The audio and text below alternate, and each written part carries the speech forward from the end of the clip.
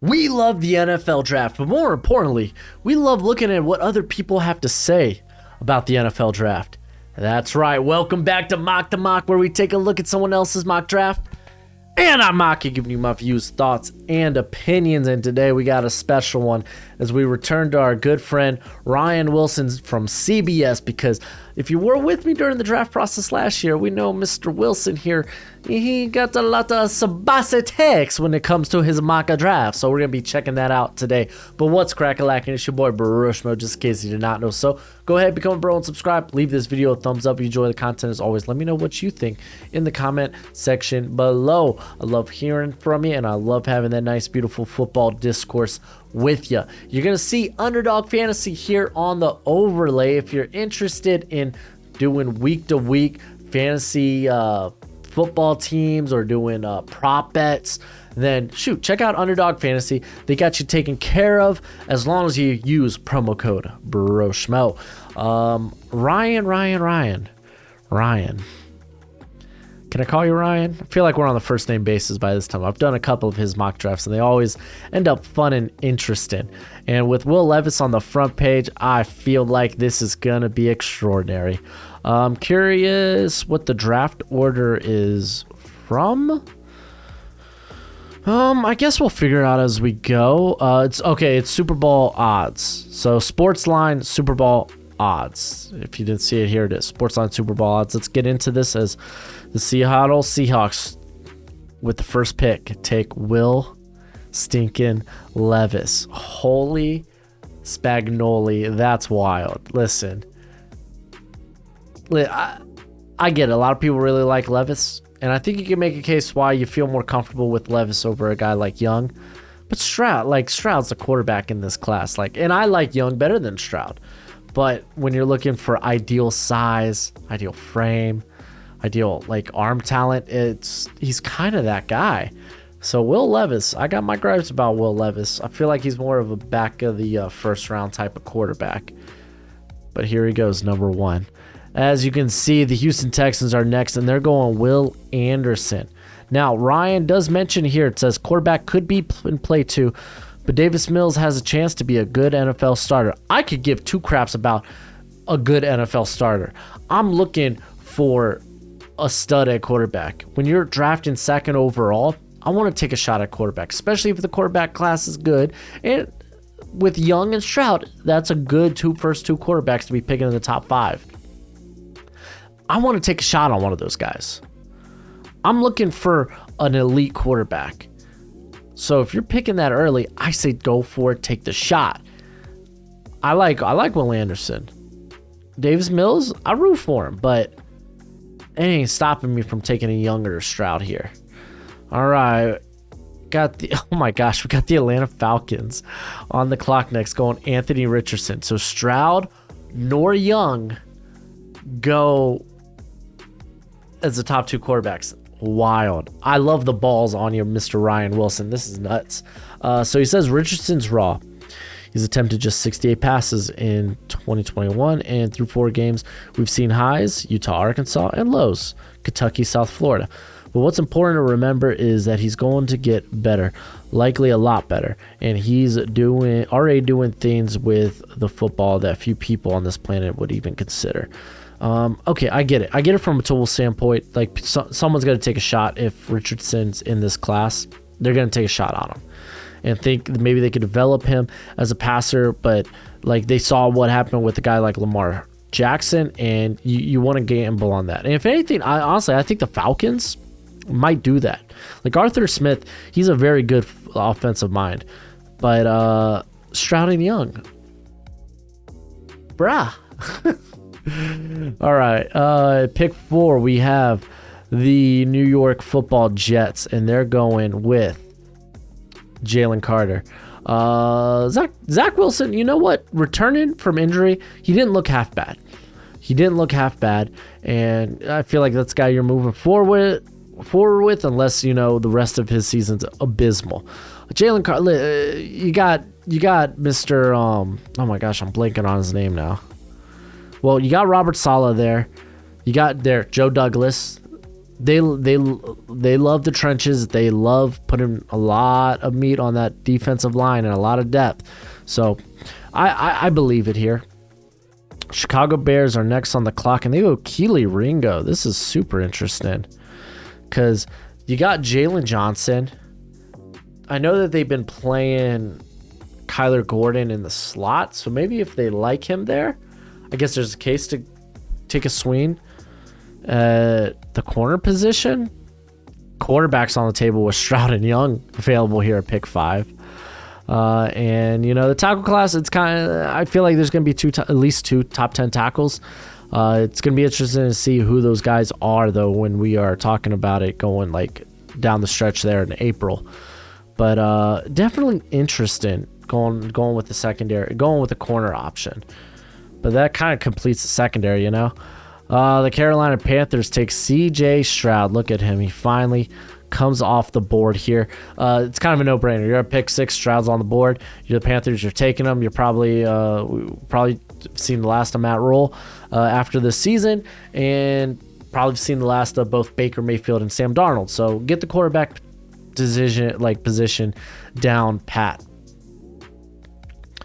All right, we got the Washington Commanders going Peter Skoronski. All right, the offensive class line isn't deep. I would argue it's got talent. There's talent in this offensive line class. It's just not at the top, it's a question mark. This one's very interesting, though. I would argue, if you're looking, it sucks taking a guard at pick 7 because that's kind of what it is. Like Leno's been all right. They have Cosme at tackle, so it's like you have Norwell and Trey Turner, who they're just bridge options. So it makes sense they would go with guard at some point. Just pick 7. You're kind of hoping to get more out of it. With Bryce Young still available, like to hell with Carson Wentz. All right, at pick 8 we got the Pittsburgh Steelers going Myles Murphy. You know what? I like that. He won't be 21 until next spring. Yeah, boy young. Physical specimen, too. I like adding him to this line. Allows him to do a lot of different, wear a lot of different hats just because he's got the size, too. He could, especially with them missing Stephon Tuitt after he retired. You could get Myles Murphy to 3-4 edge. Because honestly, 3-4 end is kind of what he plays there at Clemson because they only play with a 3-man front. So I like that. The Detroit Lions at pick 9 go with Cam Smith, South Carolina, and I like the idea of this. This Detroit Lions defense has been dog water. It's been down in the dumps. It's been bad. Jeffrey Okudah has actually honestly looked pretty solid. So add in someone else the opposite of him, because Ariwari I feel like is more of a depth guy. Adding more talent to the corner position just makes all the sense in the world. They just gave up 48 points to freaking Geno Smith and the Seahawks, so it makes sense. Then pick 10, the New England Patriots go Jackson Smith-Njigba. Wow, man. This is kind of like everyone's just kind of putting him here. I think, honestly, anyone who is good after the catch, I would be looking for if I were the Patriots. JSN, honestly, he feels like a good fit. Giving Mac Jones someone that he could go to underneath and then maybe pick up 10 to 20 yards after the catch. So I get it. Wide receiver class kind of wide open at this point. And then we got the Las Vegas Raiders going with, holy moly, Tyree Wilson. And look at, Ryan Wilson here is comparing him to Boogie Basham, who has emerged this year. He has been very good, which it makes me happy. I was pretty high on him. I was actually higher on Boogie Basham than I was Gregory Rousseau, but both have been pretty good. Tyree Wilson, I'm a bit indifferent on him as a prospect. Maybe I'll eventually turn around. I haven't watched him recently, so maybe that totally changes the script on him for me, but a guy that essentially plays in those popular three-man fronts in the Big 12. So he plays that inside 4-tech, 5-tech role. It was just the Liberty Bowl left a bad taste in my mouth, which a lot of people point to him as like his best game. But anytime he was paired up against Charles Cross, he lost easily. So I don't know, maybe he's better this year. I haven't got a chance to watch him. Believe it or not, I don't watch much Texas Tech on my free time. So maybe he has emerged. And then at pick 12, freaking New York Giants. They go Bryce Young. Yeah, he falls this far, you take him. Listen, if there's something up with the shoulder, which I don't think there will be. I think it's one of those lower grade AC joint. AC, what do they call them? AC shoulder joint injuries. I don't know, something along those lines. As if you don't know, there's like 6 different categories. Type 1 and type 2 are not like severe, like you need to take like 4 to 6 weeks of rest, but they can have more long-term implications on the arm, or at least on the shoulder, while the other 4 categories are kind of like get some rest. But hey, this is a fabulous pick if it happens. We got the Philadelphia Eagles going with Antonio Johnson. I like this. I know that they snagged Chauncey Gardner-Johnson, but there's no they traded for him, but like he's a free agent, I believe, after this season. So it's like they're not like, really, it's like if they don't want to follow through with him, if they don't feel like he's the guy there, then yeah, go ahead, get someone else. Who's he playing next to? Marcus Epps. So yeah, it's like that's a position you could always upgrade. So Antonio Johnson's been very good this year. And then we got the Tennessee Titans going, oh my gosh, Kayshon Boutte. I love this. Grab him more receiving help, and he's a different flavor than your Treylon Burks, as he's really good after the catch. It's just, man, the down season, it's hard to project where he may go or what teams may do for him. Wait, hold up. Pause. I need to take a look at this. So, Broncos sign in Latavius Murray off the Saints practice squad. Ooh, that's interesting. The only reason I'm looking at this is because I own Javonte Williams in both my fantasy leagues. So, it's kind of relevant to me. Arizona Cardinals, they go Bijan Robinson. Ooh wee. Is a running back worth top half of the first round selection? Yeah, we think so. I mean, around pick 15 is where I guess I start to consider Bijan. But I'm kind of interested in this because, like, how much money do they got in James Conner? And I mean, they like Benjamin, but I mean, Darrell Williams has kind of eaten into the snap, so like Eno's really just a rotation guy. I'm kind of curious, what is James Conner's contract? Because I thought that okay, so there's a potential out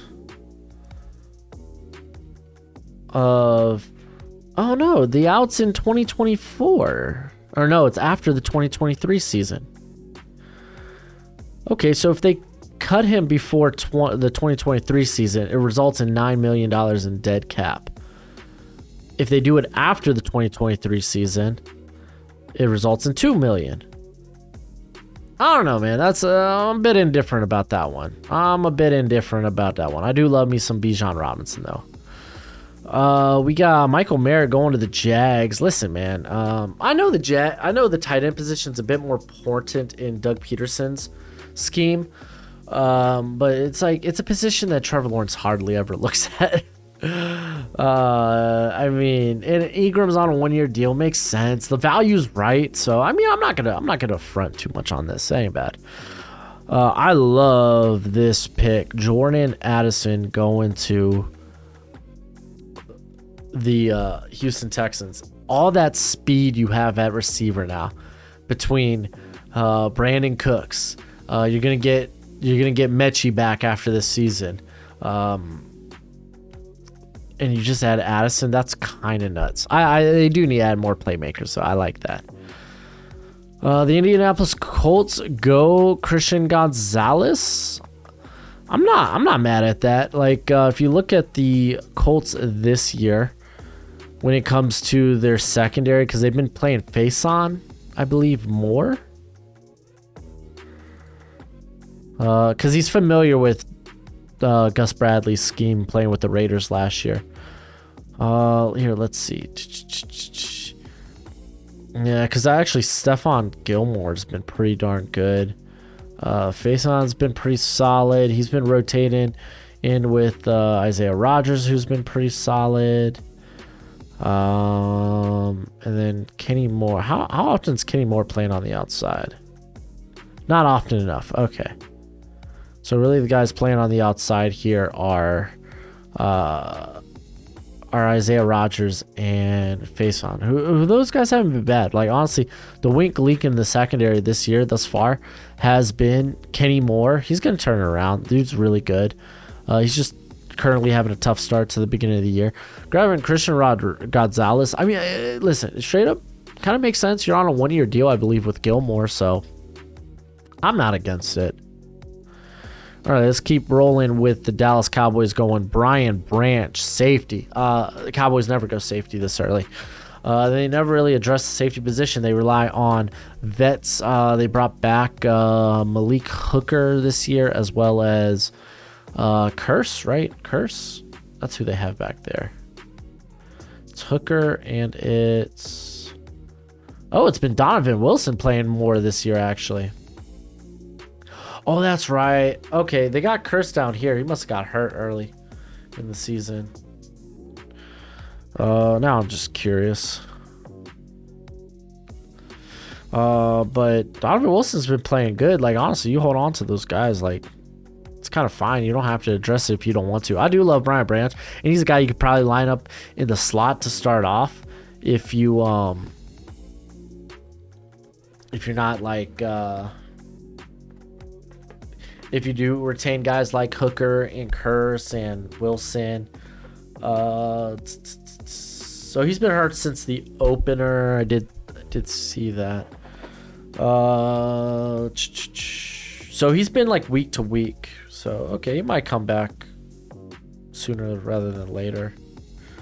Yeah, I just feel like maybe addressing the offensive line, because I don't believe a lot of offensive line talents come off the board, actually. Do you remember offensive line coming off the board? I don't. Oh my gosh, yeah, it's just Skoronski. He hates this offensive line class. All right, well, here comes the Miami Dolphins, and they're going BJ Ojulari. Dude's been a menace, deserves to be a first-round pick. I like the addition. I know, like, Melvin Ingram's been really good for us this year as a rotation guy. Of course, we got Jalen Phillips.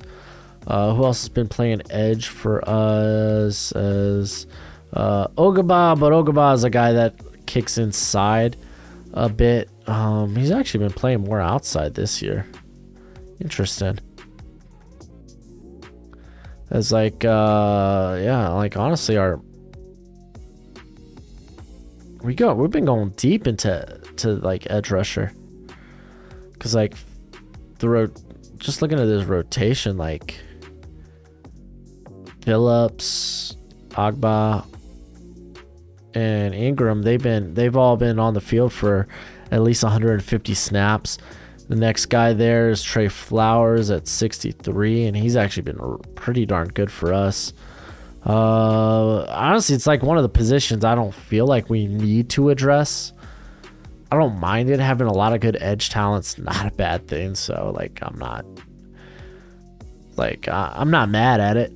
Next, we got the Seattle Seahawks going Nolan Smith. Getting some edge help on the outside, or in general, would be great for the Seahawks, because their best pass rusher this season thus far, it has been the signing of Nwosu, who has 15 pressures and 2 sacks.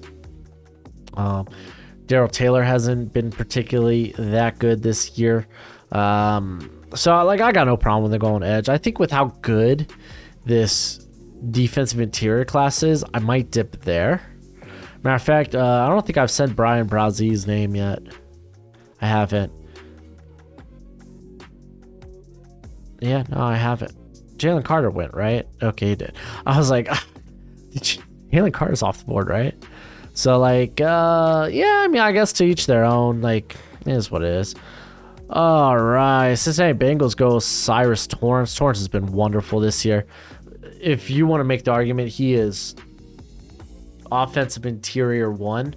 If you consider Skoronski a tackle, I'm not going to argue with you. Like, I think BB's been good. I think Voorhees has been good, but Torrance has been really good.